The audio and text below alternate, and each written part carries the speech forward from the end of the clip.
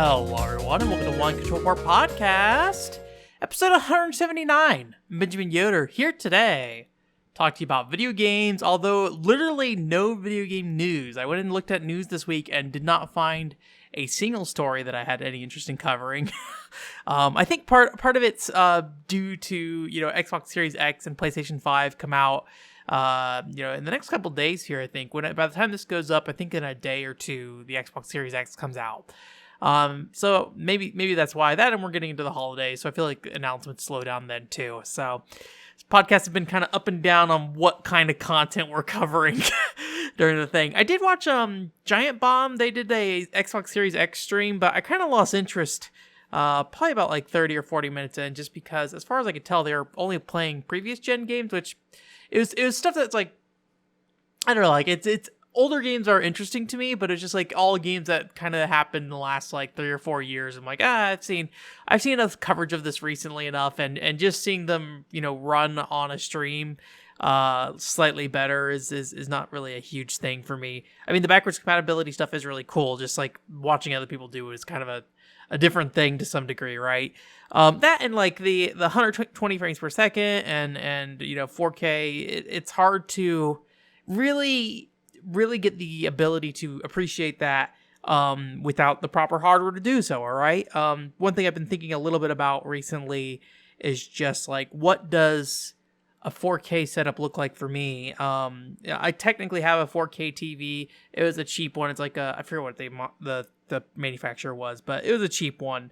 Vizio's one. And so I didn't really use it much though, because my capture setup is 1080p focused.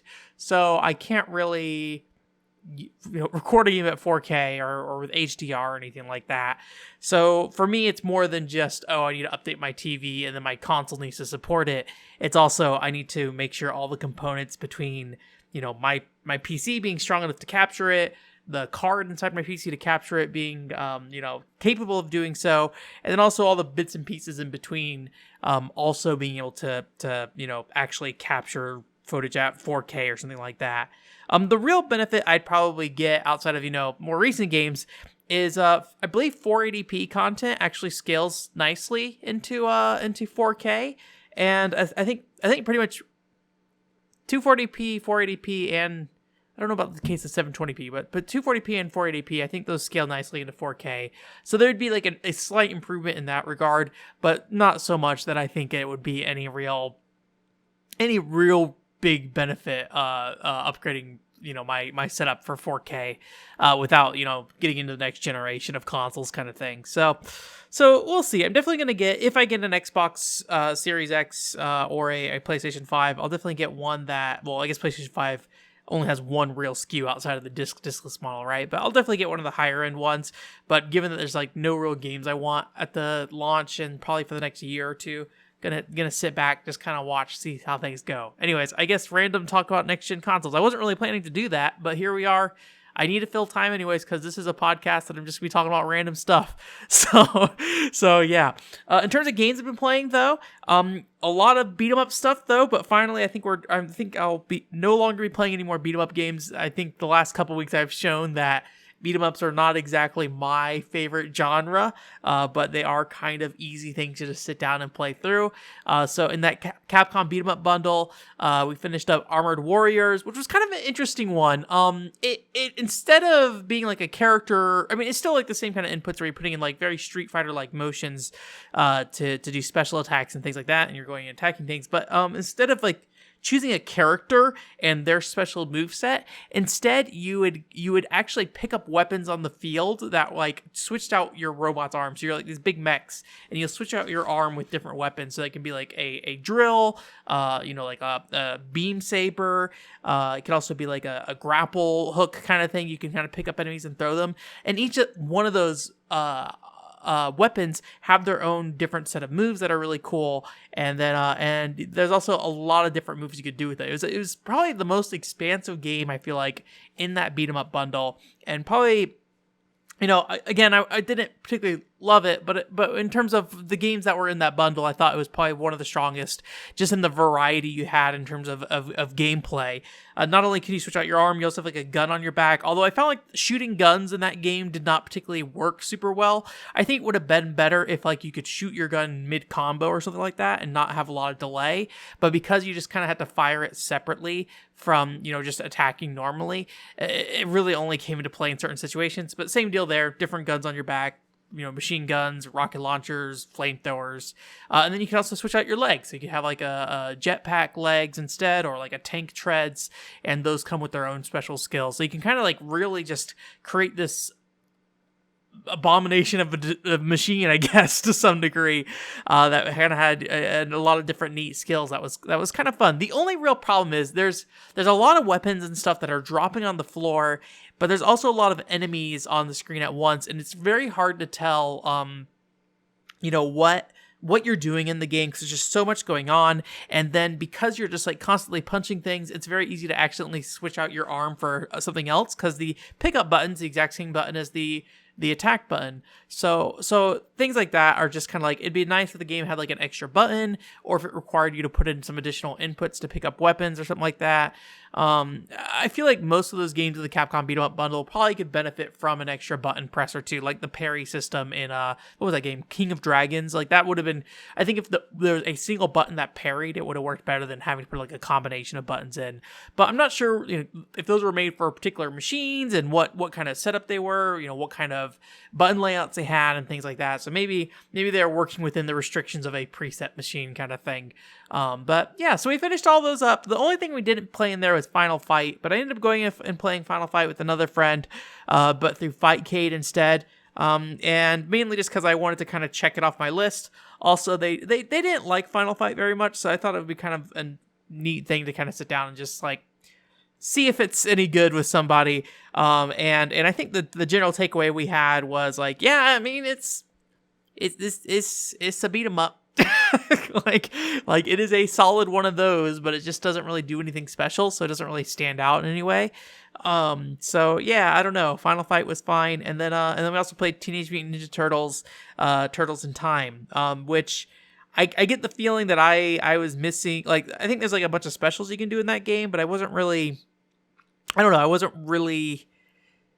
of them felt particularly enticing to use a lot of times. I felt like I was often relying on like one or two skills in that game. And there's also, it was kind of weird because I think a lot of it wasn't button input based, but like doing Street Fighter motions, but more timing based kind of things. But I will say the animation's really nice. There's a lot more voice work in there than I expected. I like when you sit on the title screen long enough, it like will go to I guess, I don't know if it's random or one of the sections or what, but one of the first ones we got was like one of the turtles like in the sewer riding on, I don't know, surfboard kind of thing, and he like hits his foot and he just like screams out really loud, "Ow, my toe!" But there's no background noise or anything either, so it's just this really like awkward exclamation that comes from the arcade machine while it's idling kind of thing. So yeah, but the animation in that game looks really nice, I will say. I don't really know anything about Turtles, Teenage Mutant Ninja Turtles. I watched a little bit of it as a kid, but it was not something that I was like really attached to or anything. I had like a little motorcycle that had one of the turtles on there or something. So I didn't like, I don't know much about that franchise, nor am I like, oh man, Shredder. I think that's his name, Shredder. I'm so glad I'm seeing Shredder in this video game or something like that. I don't know, but it was fine. I enjoyed it, and I think if I had spent more time with that game, I'd probably start to enjoy it a bit more. I think that might be true for a lot of beat-em-ups. Like, if you're just doing the free play and you're just gonna blast through it, you're probably not gonna learn nearly as much as if you are coming back to it, every so often and just dropping in like a couple quarters and just like, playing it maybe not all the way through, but playing it with some friends and just messing with it a bit, from time to time. So yeah, we also played on Fightcade G-Taste. I don't know if I mentioned this last time we talked about Fightcade, but G-Taste is a like strip Mahjong game, and I don't know how to play Mahjong, but I watched my friend play Mahjong, and it's interesting to see see those kind of things, like erotic arcade machines kind of thing. Like playing an erotic game in a public space seems like such a bizarre thing to me. Like, yeah, I don't know. There was, when I was in Japan, I went down a Deep Osaka Street, and Deep Dotonbori Street, I think is what it was. And I walked into an arcade there that had like a bunch of just like strip mahjong machines, and a bunch of old men just like smoking with cigarettes while they played strip mahjong, and it was an experience. I did not stay in there very long. I just kind of walked through, kind of browsed around, and walked out. Got quite a few stares, I think, while I was going through there. So yeah. But the one complaint I have about G-Taste, like in your weird, sexy, I don't know, I want to say weird. It's your sexy mahjong game, right? But like in your sexy mahjong game, you're supposed to be rewarded with sexy stuff, right? So like there's sexy things that happen, and some of them are more sexy than others. It's whatever. But the final mission is like you play like a VR match against yourself, because you're a lady also in the game. So you play a VR match with yourself, and when you beat yourself at sexy mahjong, there's nothing sexy that happens. It just is like, you did it. You're the sexy mahjong champion. So yeah, G-Taste. I'm disappointed in you, but we didn't spend any money on you either, so it's perfectly fine. Or maybe it was an anti-piracy move, and only if you're playing a legit copy of G-Taste do you get the final scene. I guess. I don't know. It was a fun thing to sit down and look at, just because it's so weird to see stuff like that. So anyways, I may have talked about that in the past already, but this time we played through the entirety of G-Taste. So yeah. The game I probably played most this week, outside of just, some of the usual stuff I'm still touching on, still trying to get through Xenoblade Chronicles X stuff. I didn't play much Solomon Program this week. I need to put more time into that demo and kind of try to wrap it up a bit. I think I kind of know everything mechanically about the game that I want to know at this point. And I probably could go ahead and make a video, but I'd like to sit down and play some more time with it. The real answer is that I want to unlock more Tokudoll girls in that game is the real answer. I want to get my dolls. So, but yeah, we'll see. I mean, I don't know, like, if that game's coming out in the near future, it might make sense for me to not spend a ton of time on this demo. But, if it's going to be a while, I'm not sure. So, anyways, I also haven't looked to see if anybody else is covering it or anything. If somebody's already put a video out about it, I feel no real rush to. And even if somebody hasn't, I'm like, I'll get to it. I am not great at this, like, creating content with the intention of views and stuff in mind. So it's pretty rare that I actually make a good decision when it comes to when I put content out. So yeah, but the game I've been probably playing most outside of those is I started up Left 4 Dead with that same group I was doing the Capcom Beat 'em Up bundle with. And I played Left 4 Dead maybe about 10 years ago, maybe not a lot. I don't remember when Left 4 Dead 1 came out, but I played it at my dad's house for a bit. And I thought it was fine. I mean, I didn't play it enough to really say anything about it. I just kind of was killing some time. And then at that time, I probably was not like thinking about writing anything about it. And also, it just wasn't quite where I hadn't gotten to the point yet where my entire brain was consumed by what am I going to say about a video game every time I start playing a video game. So yeah, we started playing Left 4 Dead, and we're doing like the Left 4 Dead 1 content in there, so it's technically Left 4 Dead 2, but they put all the Left 4 Dead 1 maps in there, I believe, and characters and story and stuff.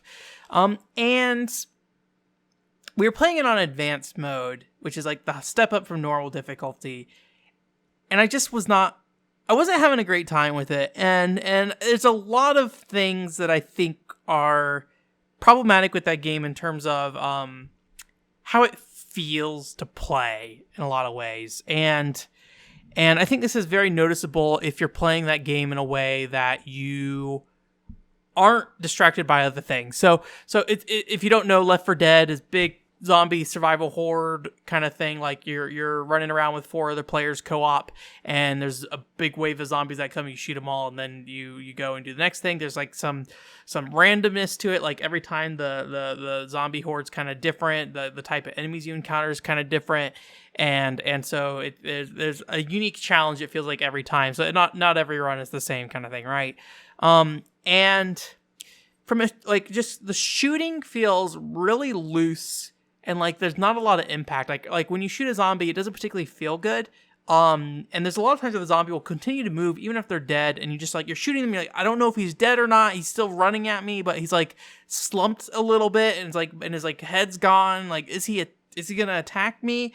There's a lot of just like small things about the game and how it feels, I think, that I do not like, and I think it feels kind of bad in a lot of ways. But I think it's also kind of loose in a way because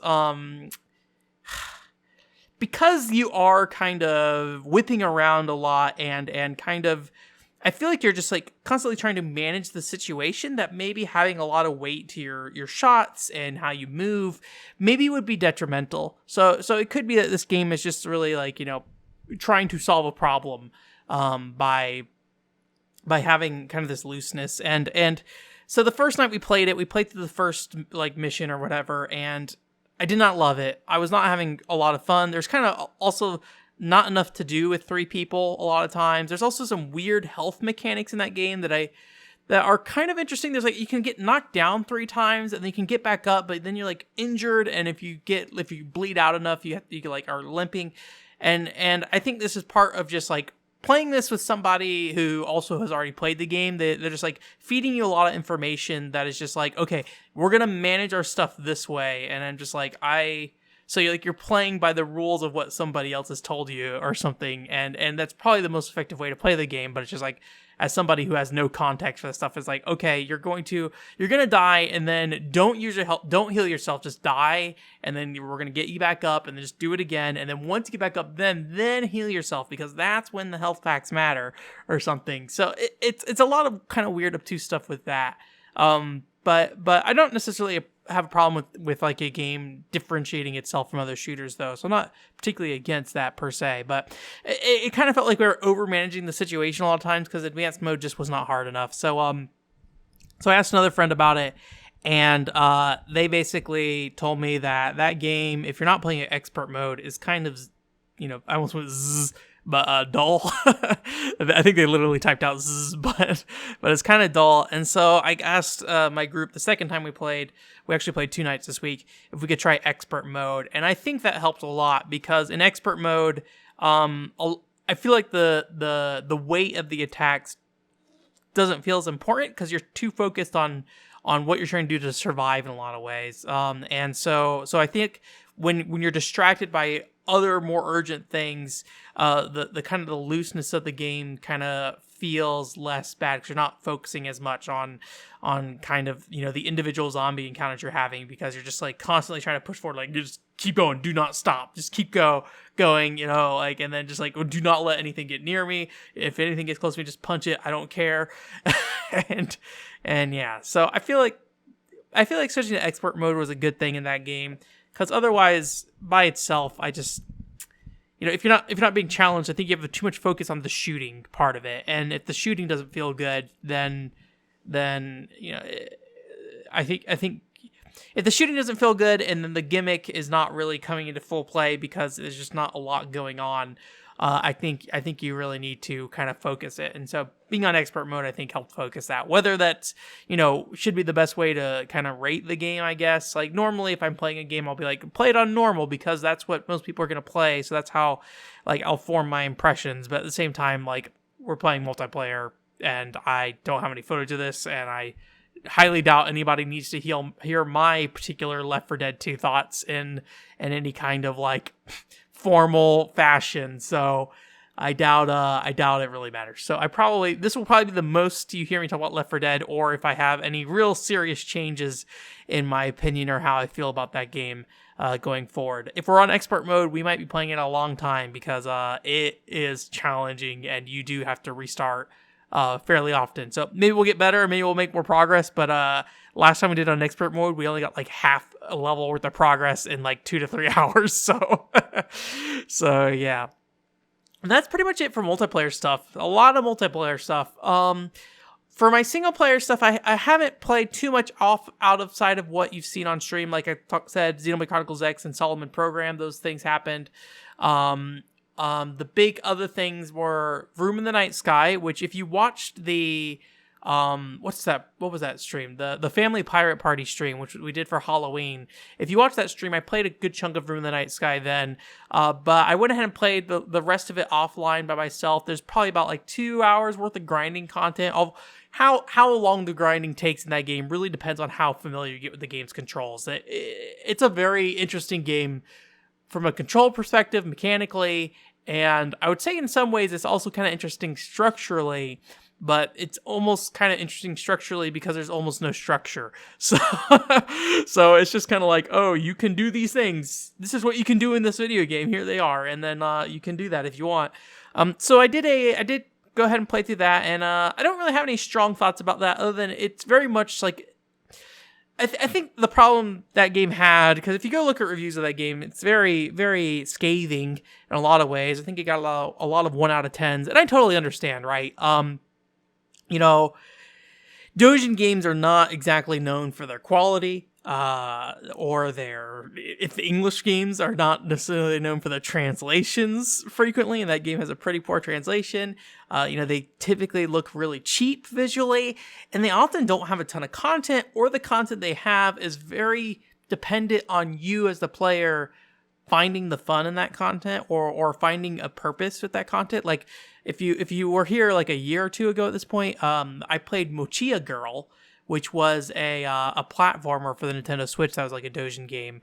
And Mochia Girl is a very cool game that I really like. It's like you kind of like throw out this like mochi to like grapple the walls and pull yourself to the walls. And like a lot of grapple games, a lot of it comes down to like learning how that grapple works, right? And just being very effective with that to complete a level. But it's a very time attack focused game. So it's a game that you really have to be invested in, spending a lot of time getting through levels, because if you just beat the game, it's like an hour-long game, and that game's like $30. So I think with Dojin games, you always have to kind of come in with that expectation of, I'm probably not going to get my money's worth in terms of the raw content here, but there's the potential you will find something longer term that you can be interested in. And I probably played at least 5 hours of Mochia Girl, I think. That sounds about right. But again, like you can play through the entire game in like an hour. So in the case of Room of the Night Sky, it's like a $10 Switch game. You can play through all of it in probably about 15 minutes.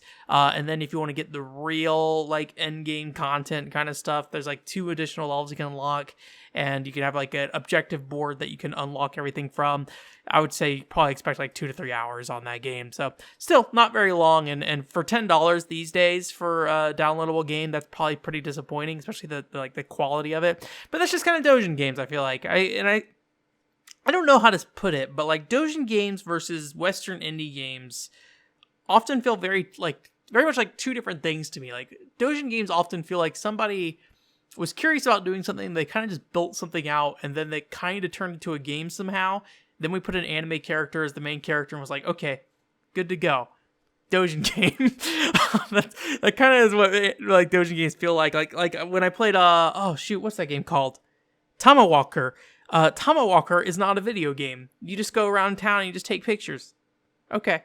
It's like stuff like that somebody just made something that at some point they decide, this is good enough. Like, I don't even care if I finish this actual thing, it's an actual game. It's just, I'm going to sell this now.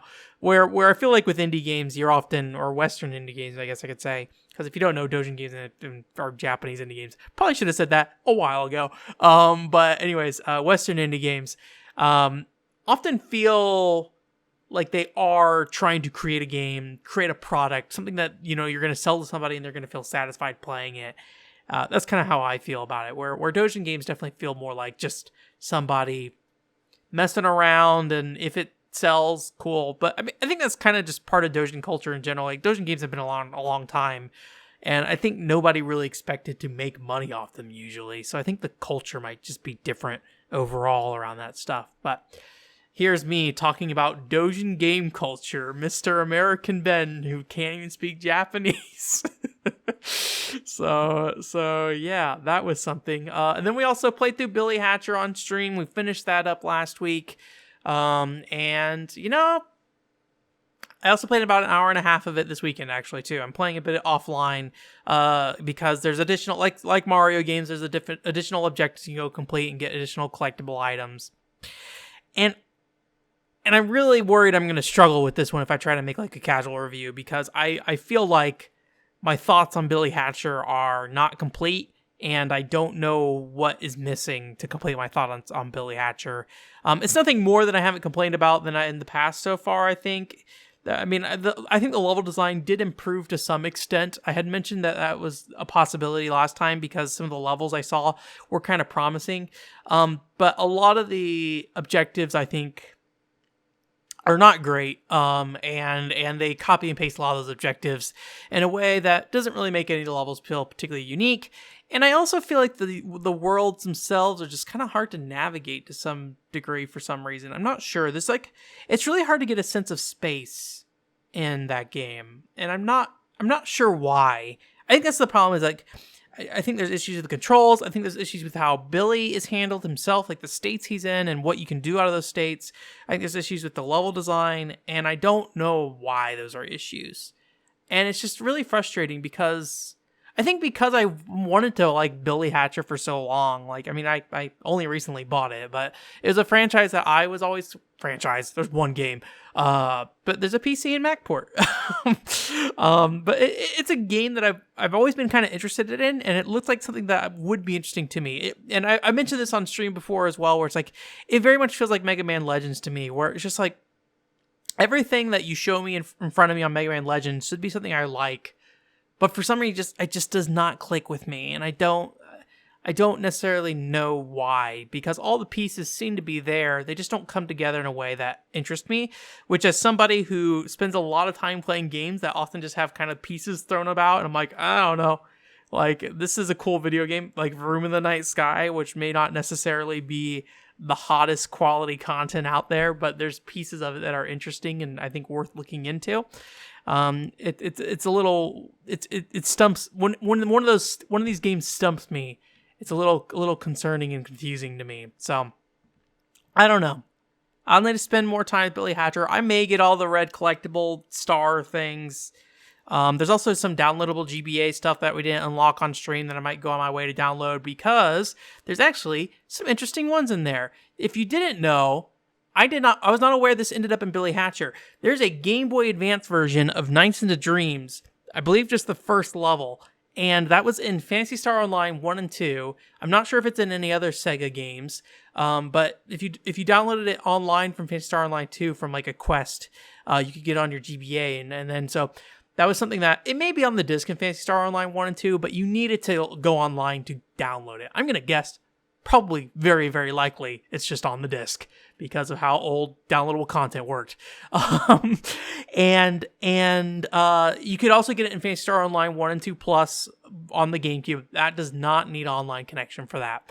It's like, there's like some merchant you can go on and do a quest with. I forget the name of the merchant though. So that I thought was exclusive to Phantasy Star Online, but apparently it's in Billy Hatcher as well. So I've always been interested in going back and looking at that. The biggest problem being is I'd have to set up my, GameCube to connect to a private server, which is totally possible, probably very easy, but it's just extra effort, right? And then also, if I wanted to do Phantasy Star Online 1 and 2 Plus, that's a very expensive game now. I have not looked into how much a Japanese copy costs, but I get the feeling it's probably pretty pricey. I don't really need another copy of Phantasy Star Online either. It's not really something I need at the moment. So yeah, anyways, so I might spend more time on that, and then we might play that Knights thing on the stream. Just be like, look at this thing. This is something. Huh? So yeah. Also, a quick update on the PCFX situation. I talked a little bit about PCFX stuff a few weeks ago because I was like, I'm going to start looking at PCFX stuff. And I had bought some discs, some 650 megabyte discs to burn Zoroi Gar 2, which is like the top-down shooter. And I just cannot seem to get that to work. So I don't know. I'm debating maybe going and buying some additional 700 megabyte discs, but I imagine, The only really thing that I've changed between the last time I burned Zoigar and this time is the size of the discs. So maybe I'm just missing something. If you don't know, when I last burned Zoigar, all the cutscenes didn't work properly. I'd lose them, and I'd just get skip past it, or the game would freeze on the cutscenes. So it may be. Zoigar is a very short game anyways, and I've recorded a good chunk of gameplay for that game. I may just go ahead and play that on emulator and just call it a day and be like, whatever, man.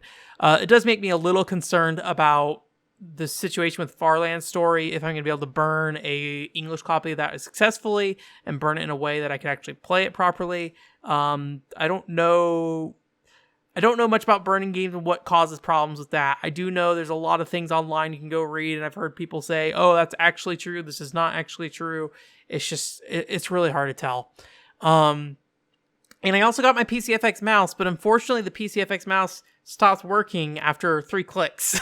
So it was kind of fun to sit there and click around in First Kiss Story for 2 seconds, and then after that the left mouse clicker stopped working. So on the bright side, the seller I sold to just went ahead and refunded it to me and didn't ask for the mouse back.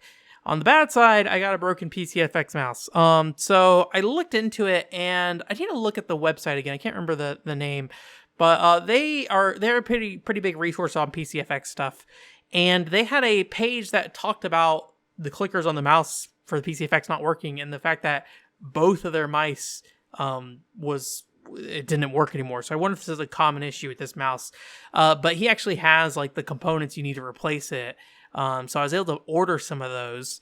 The big thing is that in his article, he did not talk about soldering, but I get the feeling that I got to solder some stuff on, and I don't know how to solder. So I need to figure out the situation of how I get somebody. One of two things. Either I can finally man up and learn how to solder, or I could get somebody else to solder it and figure out the best way to do that. And I don't know the best way to do that, to be honest with you. I don't know the best way to reach out to someone about that. So anyways, that's it for this week. Thanks for coming. So what's coming up next? When it comes to the stream this week, I'm going to be playing just a bunch of GameCube games. I ordered a bunch of GameCube games recently, and rather than do a pickups video, because I ordered too many GameCube games, I think it'll be better just to go ahead and do a stream and just jump around between some GameCube games. So I'll see if I can get a list or something so you can see what I've purchased recently, and so we can poke around with that stuff then. Or if you have anything you want me to poke around with, you can let me know. So we're going to do that. And then after that, the week after this week, we're going to stream Industrial Spy Operation Espionage. I keep saying Espionage, it's because that's the Japanese name, but no, the English name is Industrial Spy Operation Espionage. So we'll be streaming that as our next long-term game. It's about a 20 to 25 hour game, so it's going to be one of those month-long ones, if not more. Also, if you don't know, I've been having some internet troubles recently, so that's caused some problems with streaming a bit. So we'll see how things go. The Super Mario Land feature review went up last week. The one thing that I went back and watched it. It had been about 3 weeks since I had finished it and then scheduled to upload. The one regret I think I have already is I think I could have spent more time talking about what I meant by Super Mario Land 2 feeling more like a console experience. I kind of touch on the basics of what I think, but it's just very short and very brief. And I think in some ways it even feels just like a very awkward transition after that. So if I were to complain about one thing in that video, that would be it. But otherwise, I think it's a fun video. So if you want to hear my thoughts on Super Mario Land, and specifically its level design, cool. Cool, you can go do that, I guess. So I'll link that at the end of the video. And then up this week, I have a Bionic Commando Elite Forces casual review going up. So that's going up this week, and that should be the last of the Game Boy trilogy of videos that come out. We did Doraemon 2, Bionic Commando Elite Forces, and Super Mario Land. So the last of the what's it called trilogy. So yeah, and then after that we'll have Room in the Night Sky after that, and I think I'm probably going to work on a Dragon Marked for Death casual review as well. I don't think I have any real strong feelings about that game, and previously I wanted to cover it, but the quick plays didn't really match how I would want to look at those games, I feel like. So the casual review format, I think, can fit that better. And I recently played it, so it kind of refreshed my memory. So I think that will be coming up sometime. And then the main content for December, I don't really know, which probably, since it's already early November, if I don't really know, that might mean we might just not get a main piece of content. I gotta evaluate the situation, evaluate what I need to do, and how quickly I can do it. But basically, no, I have no plans for anything in December right now, other than the fact that I probably should have something in early December. And then I also got to do the end of year post. I'm trying to figure out if I want to do that differently this year. I do like the end of the year post, but it's also very, very long usually. So I might try to divide stuff up into more end of the year content, rather than like just one big long post of stuff, and maybe do like a split between video and audio, or video, audio, and writing. Because, writing on my website has definitely not been a thing all this year. Literally, the last article up there is the 2019 annual wrap-up. So, yeah, article writing did not happen this year. So, I would like to do more article stuff, but it's very time-consuming and usually does not get much eyes. Usually get maybe like 5 to 10 people look at it, and that's pretty much it, and then it just kind of falls off the face of the earth. So, yeah. Anyways, that's it for this week. Again, thank you for coming. OneControlReport.com. OneControlReport.com is the website. And I hope you have a great week. Bye.